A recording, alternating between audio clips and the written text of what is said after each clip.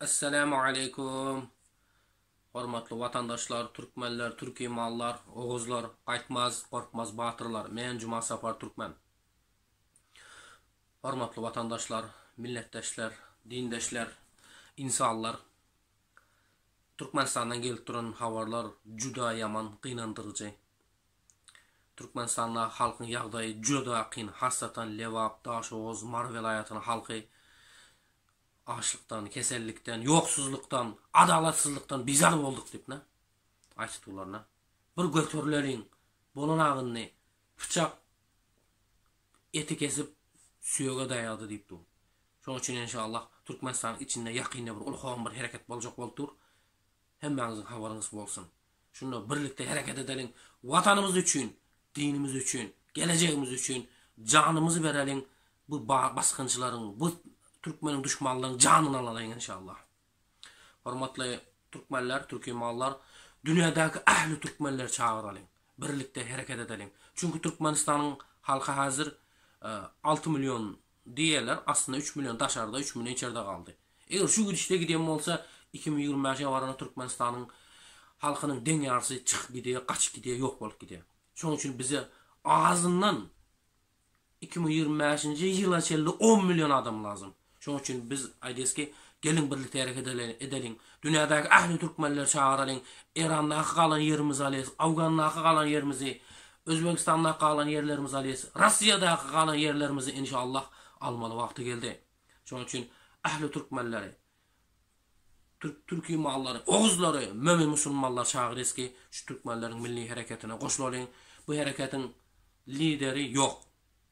Lideri yok. Özümüz bir bolup birlikte hareket edip 3'lük, 5'lik, 7'lik, 10'luk bolup hareket edeceğiz. Bu tarafına inşallah gül edeceğiz. Şunun için ahli batırları, Türkiye'deki, Rusya'daki, dünyadaki ahli Türkmenler çağırırız ki telefon numarları koyuyor şu videonun aşağında. Şu an WhatsApp'tan, Telegram'dan özünüzün haberlerinizi koyuveriniz. Birlikte hareket edelim. Yakında İstanbul'da, Türkiye'de hareketler var. Ondan başka Türkmenistan'ın içinde hem halk götürülecek oldular. Halk götürülüp hakimiyetleri alalım, aeroportları alalım. Bu baskıncı, bu gelgindi zalimlerin kuyruklarını, itlerini çaftaşlayın deyip durlar.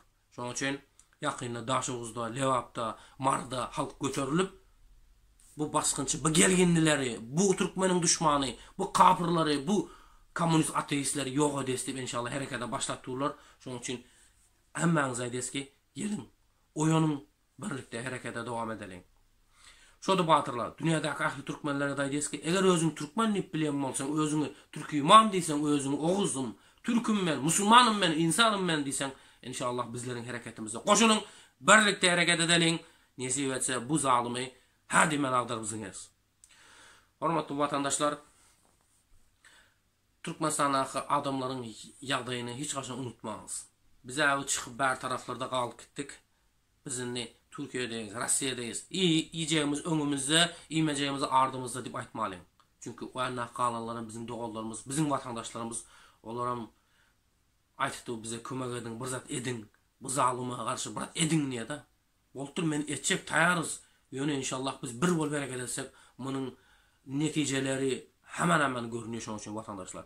Birimize daş atmanı koyalım. Hormatly vatandaşlar. Şunun için yakında olacak. Türkmenistan'ın içindeki olacak mitinge protesta çağırırız. Gelinler birlikte hareket edelim. Yakında haberler böyle inşallah. Şu videom ahırında 2019 yıldaki aydan bir videom vardı benim. 2 yıl bundan önce aytıptım.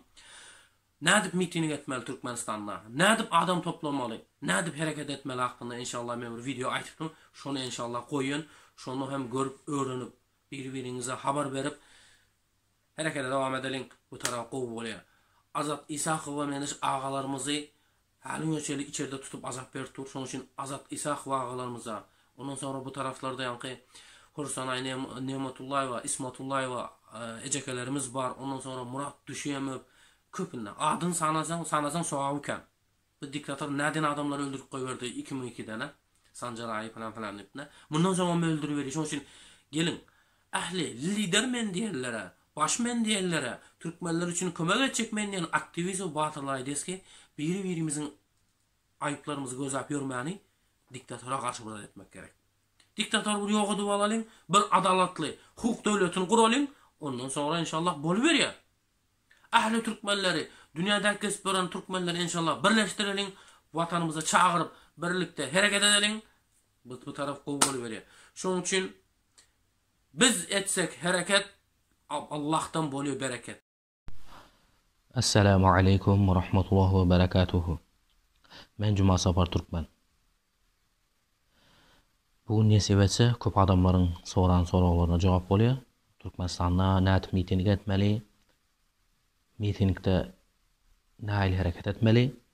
Nädip Türkmenistanyň prezidentini ayırıp yerine demokratiýalyk ýol bilen täze prezident saýlamaly? Nädip gansız, uruşsuz hiç kimin burnuna kanatmazdan Gurbanuly Berdimuhammedowy işten ayırmaly diýen soralara jogap bolýar. Miting hakkında bolýar. İnşallah. Türkmenistanyň adamlary, kahramanlary, batyrlary ýakynda Türkmenistanda miting boljak boldy. Bu gowzat. Özü hemme demokratiýalyk döwletlerde miting geçirilýär. Mitinglere ruhsat bar. Parahatçylyk, dinçlik, gansız, uruşsuz mitinglere ruhsat bar. Miting protestolaryň özür belli maksady bolýar da. Türkmenistandaky boljak mitingin maksady näme? Birinji maksady Türkmenistanyň prezidentini Gurbanuly Berdimuhammedowy ayırıp yerine saýlaw ýolu bilen täze prezident saýlamaklyk. Özü Türkmenistanyň hem kanunlarında proteste geçirmäge, miting geçirmäge ruhsatlar bar diýip goýulan. Ýöne ruhsat bermeýär bar bilen. Şonuň üçin ruhsat aljak diýip wagtyňyzy geçirip oturmaň.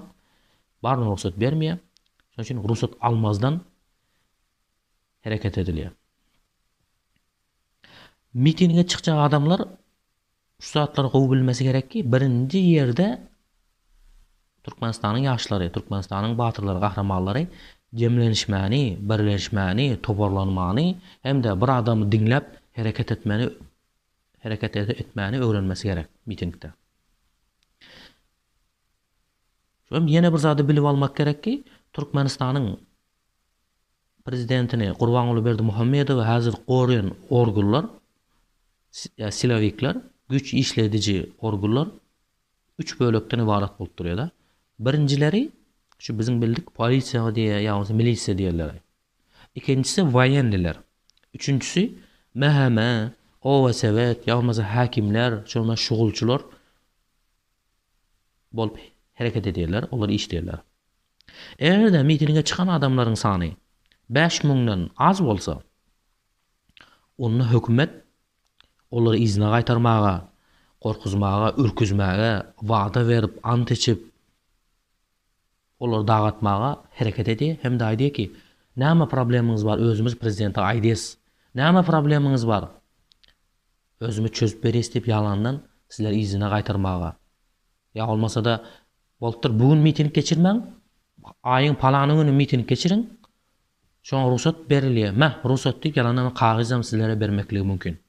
Şonu aldanyp kalmaň, o zatlar bolmaýar. Mitinge çıkandan sonra iza gaýtmak bolmaýar. Iza gaýtsaňyz juda hata bolýar. Bizim halkymız juda sagda da, şoň üçin mitinge çıkmalysyna çykýar da, ýöne mitingde näme etmelisini, nädip dowam etdirip gitmesini bilmeýär. Şonuň üçin häzir men size aýtyp berjekki, mitingdäki etmeli hareketler nädip hareket edilýär, näme zatlara dikkat etmeli. Şu zatlary bir sizlere bir sada dili bilen aýtyp bereň size. Ýatlap alyňlar, diňläp alyňlar, ýazyp alyňlar inşallah. Şu mitinge çıkandan sonra adamlar özünün talaplaryny aýdyp, sabır edip, korkmazdan, ürkmezden, alwyramazdan, gaharlanmazdan, sögülmezden durulýar. Şu Gurbanuly Berdimuhammedowyň istifa etmesini, şu çıkıp gitmesini Türkmenistanyň kanunlaryna şoňa barakelligini talap edip durulýar. Eger mitinge çıkan adamlaryň sany 5000'den köp bolsa, 8000, 10.000 adam bolsa, onda Türkmenistanyň organlary, silavikleri 3'e bölünüp gidýär. 3'e bölünüp gidýär. Birinjileri mert oglanlar, halal oglanlar. Bular halk götürülen mahalynda birden sırazy näme diýär? Halk tarafa geçip alýar. Aydyk ki men halkymy satmayan, milletimi satmayan, dinimi, dilimi satmayan niye de halk tarafa geç gidiyor bular. Mertler bolýar şoňa. Hemme wagtda bar. Häzirem bar şoňa Türkmenistanda halal işleyen ata babasy belli bolan oğlanlar bar. İkinci böyle korkaklar bolýar. Korkup halk köpörlü verirse korkuya da halk tarafa geç gidiyor. Çünkü adamın canı şirin mi oluyor da mung bolsa da. Üçüncü bölegi galy bu jenayetkar toporlar, jenayet işlen orgunlaky, hasatan ýokargy wezipedakylar golay geçmeýär. Halk tarafa. Çünkü geçse jenayetleri var. Näme bolar hadip olaram korkuyor. Halk soň bize problem bolmaz mı hadip. Geçmeýän ise halk köterilip bar, oýlanýar da bularning hem iki çykalygasy galy. Ya kaçıp gidiyor Gurbangul bilen birlikde, ya olmasa näme? Gurbangul'u tutup bermeli. Şunu bilip alыңlar. Şoň hiç gaýgada oturmaň. Halk 8.000, 10.000 adam köçe çyksa boldy. Gurbangul'un ýanyna durarlar özleri. İkä bölünip gidiyor da halk tarafa geçecekler. Halk tarafa geçiyor. Gurbangul'un ýanyna galjaklar. Gurbangul'un ýanyna galýar. Türkmenistanyň taryhynda hem öňe şoňmendеш protestler, demonstrasiýalar, mitingler bolan. Mesela 95-nji ýyllarda ýalňyşmasam, şo Aşgabatda Hitrovkada bolan. 1500 adam çıkan. Ya olmasa Kazakjokda da bolan bilen bolsaňyzlar.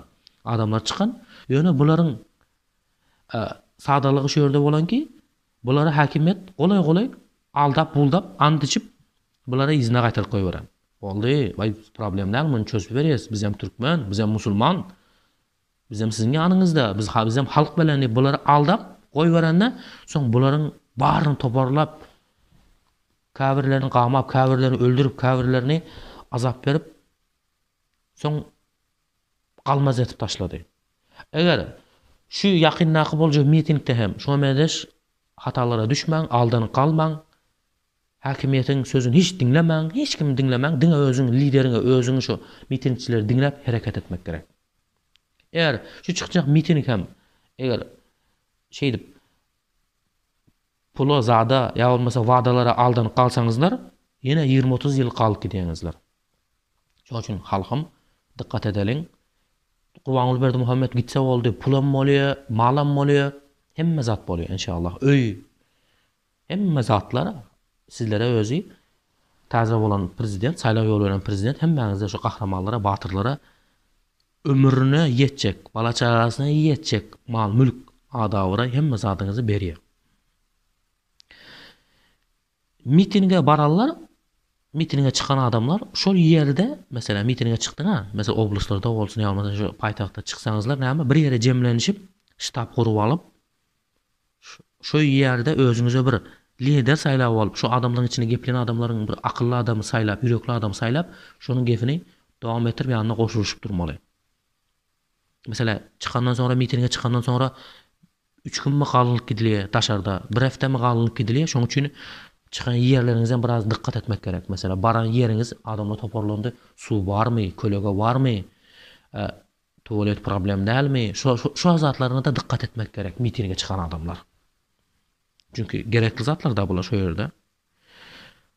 Anne, içeride şey miting bolup duran mahalda daşarda opozisiya şu muhalefet özleri koordinasiýany sowet kurup bütün dünyaya habar vermesi gerek. Pasolstwalara, ona, insan hukuklaryna, şoňa daşar döwletlere habar berilýär ki, aýdylýar. Türkmenistanda miting boldy, şoňa kömek ediň, şonu hökümet atyp taşlamasyn, öldürüp taşlamasyn, halk özüniň talaplaryny aýdyp çykdy diýip habarlandyrýar. Şoň hiç gaýgada oturmaň. Türkmenistanda adamlar mitinge çyksa, bütün dünya özü habardar bolýar. Çünkü o ýerde pasolstwalar bar.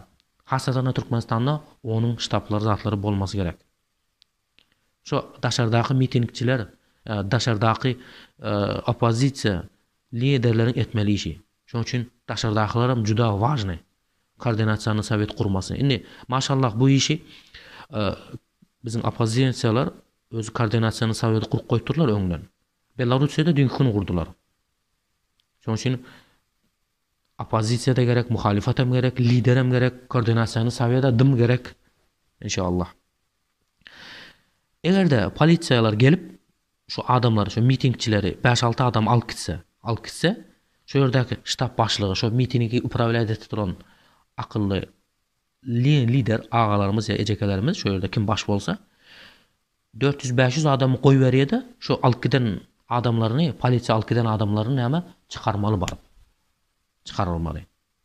Mesela geldi de 5-6 sanagyny alyp gitdi polisiýa. Şonu 400-500 adam jem bolup baryp şu polisiýa düşeni, şu polisiýany orap almaly, ya prokuratura alksa şu prokuratura orap alyp şonu çykarmasyny talap etmeli.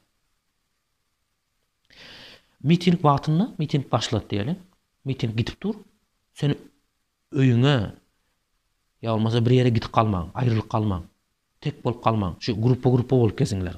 Çünki eger öýüňe gidip kalsaň, men çaý içip geleň, barp bir suwa düşüp geleň diýseň, öýüňe baran ýerine toparlap alyp gidesen, şo ýerden tutup giderler. Eger öýüňe barsaňam seni bilen biziň enatalar näme? Jany oğlum mitinge çykma dip özü enataň özü tutup ayagyny baglap goýmakdan hem gaýtmaýar biziňkiler. Şoň üçin mitinge çykdyňyzmy, iziňize gaýtmaň, toparlanmaň, ya olmasa kaçıp gitmeň. Miting bolupdy. Görseň polisiýalar köpelip başlady. Birde yarımlary aňyrdan gelen polisiýalaram ýokary pustoy patron atdy birde yarım dälleri. Gorkup kaçıp gitmeňler. Öz şeýit korkuj jok bolýar aňyrdan gelen polisiýalaram, gurban bolan gitlerim şu pustoy patronlary atyp, eýtdaş dip, ya olmasa aňyrdan gelen polisiýalaryň içinde şo meş spesial adamlar bolýar gelip urýar özü provokasiýa etmek üçin. Sizler ona alınmaň, berilmeň, ya olmasa da kaçıp gitmeň. Eger kaçıp gitseňiz, Allah korusun, miting taşlap kaçıp gittin, barlan bir günden sonra sen öýüňe polisiýa meheme gelip tutup alyp gidýär seni. Alyp gidip sutlap basyp goýup berýär. Sen aýtsaň ki men söwmedim, men diňe bardym, kyzyk gördüm. Diýseň barlan sana dinlemeseň boýnuňa ýyl basyp goýup berýär. Çünki konstitusiýany düzüme garşy çykdygyny, ýani madde bilen basyp goýup berýär, şo owadan epede öldürüp goýup berýär. Şoň üçin eýle yapmaň, mitinge çykdyňyzmy boldy. Siz hak ýoldasyňyz, halal ýoldasyňyz, hak bilen bir boluňlar. Şunu bilip alıňlar. Şu talap etip durup bereňizler şu Gurban Gulyň gitmesini, hemde adamlar daşlardan köpelip bar bermeli şu ýerlere, jemlenşi bermeli. Näçe köp bolsa şonça köp bolýar inşallah. Bunu düşündüňizler inşallah ha, şeýtip miting etmesini. Inni bir saatma mümkin abd gowda, ýöne adamlar nätip toparlaýas, nätip biz çykýas diýse, men inşallah matematik miting nätip edilýär diýeni soragyna jogap bereň, nätip adamlar toparlanýar. Nätip birleşmeli, nätip adamları oyatmaly, bizim dilimizde aýtsak. Mesela bizler dost hereketi bolarak halkymyz bilen Türkmenistanyň halk herekete tutduğunu aýtdy. Şolar hem aýtdy miting hakkında maşallah. Özü bizim tarihimizde hem miting bolan şolmaýar. Ady miting däldi, düşmana garşy hereket ederler. Mesela tarihte kök türklerde atamız Kutluk Han, İlteriş Han hem şeýtip adamlar toparlan. Nädip? Her bir adam özüne yakın adamlardan toparlıyor. Özüne yakın bolan agası bolsun, inisi bolsun, aýaly bolsun, ýa-bolmasa daýysy, ýegeni, amjasynyň oglary, duwar adnoýlar, gewleri bolsun, özüne yakın adamlar toparlap, birleşip, köpelip, näme diýär? Hereket edýär. Şonu Kutluk Hanım şeýdip özüne yakın bolan adamlary toparlap, şoň diktatora garşy, zalyma garşy hereket eden. Bu herekete Bozkurt hereketi, ya olmasa näme? Kök türklerde kök böri, ya olmasa da Kara Kaskır diýip aýdylýar muň adyna. Şu tarihte eden, kök türklerde eden Kutluk Han, İlteriş Han eden. Çünki öz yakın adamlaryň, aga inileriň, daý ýegerleriň seni satmaýar da.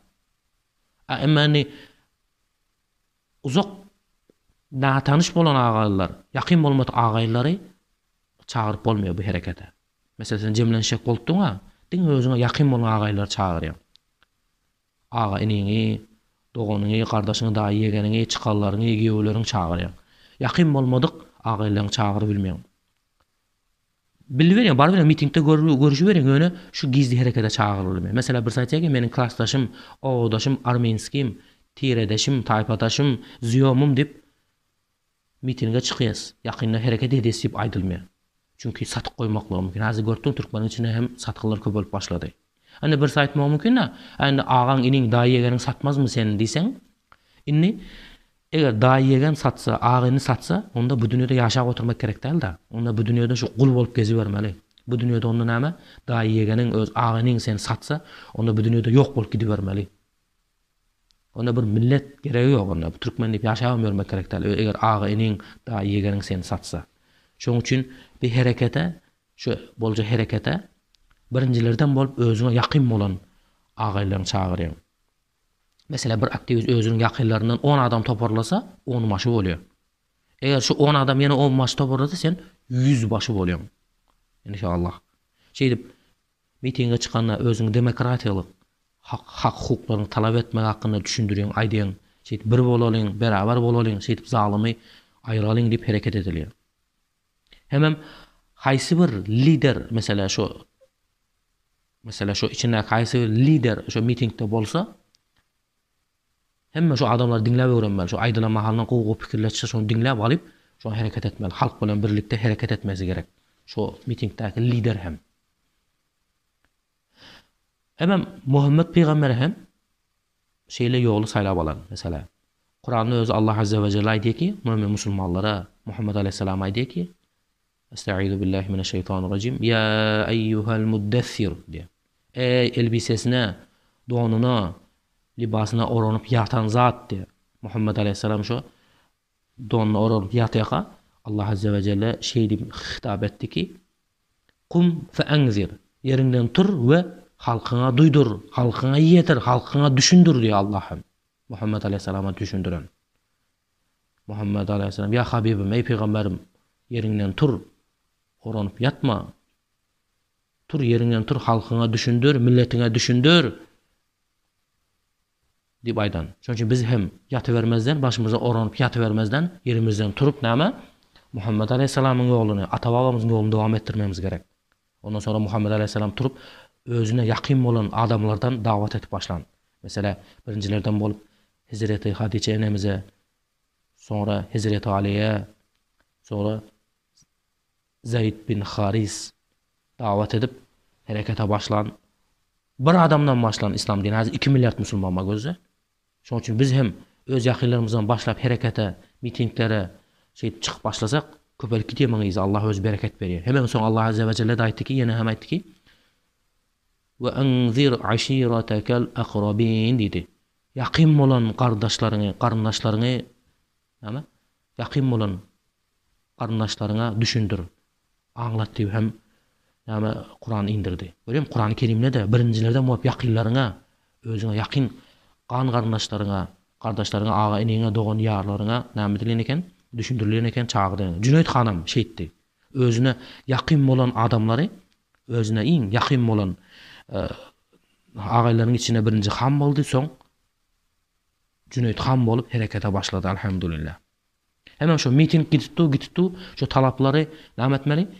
Gurbanuly Berdimuhammedow gitsin, yerine demokratiýa ýoly bilen prezident getirjek diýip hereket edilýär da.